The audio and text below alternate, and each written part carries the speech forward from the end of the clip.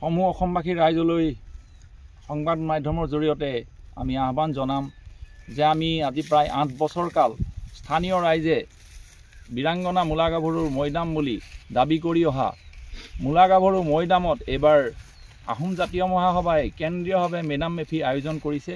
উদ্যোগ লৈছে চতিয়া ঐতিহাসিক সমল সুৰক্ষা সমিতি, পূৰ্বাঞ্চল টাই সাহিত্য সভা চতিয়া শাখা আৰু বৃহত্তৰ চতিয়াবাসী ৰাইজে আতিথ্য লৈ পেলাই এই মেডাম মেফি ভাগ আমি আয়োজন কৰিছোঁ আৰু আশা কৰোঁ এই মেডাম মেফিৰ জৰিয়তে অসমৰ ৰাইজে যে আমাৰ অসমীয়া জাতিৰ শৌৰ্য বীৰ্যৰ প্ৰতীক বীৰাংগনা মূলা গাভৰুৰ যিটো মৈদাম সেইটো যাতে সকলোৱে জানে চতিয়াতে আছে।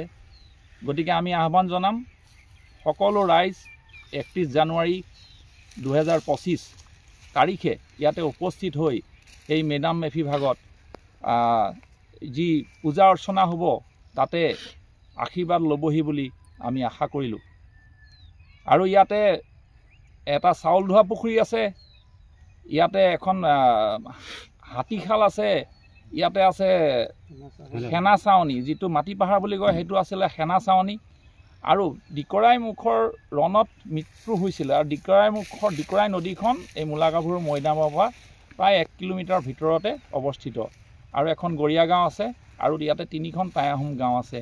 গতিকে জনশ্ৰুতি মতে এইটো আইভেটি বুলি আমাৰ চক্ৰ বিষয়া অফিচত বহুদিনৰ পৰা এইটো এণ্ট্ৰি হৈ আছিলে। চক্ৰ বিষয়া 5 বিঘা 13 লচা মাটি।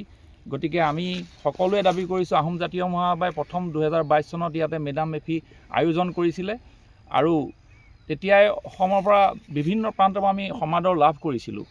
আৰু আশা কৰোঁ এইবাৰ আমাৰ সকলো চতিয়াবাসী ৰাইজৰ বৃহত্তৰ চতিয়াবাসী ৰাইজৰ আতিথ্যত অসমৰ বিভিন্ন স্থানৰ পৰা এই ঠাইত উপস্থিত হৈ আমাৰ মৈদামটো সংৰক্ষণ আৰু সংবৰ্ধনত সহায় কৰিব বুলি আশা কৰিম।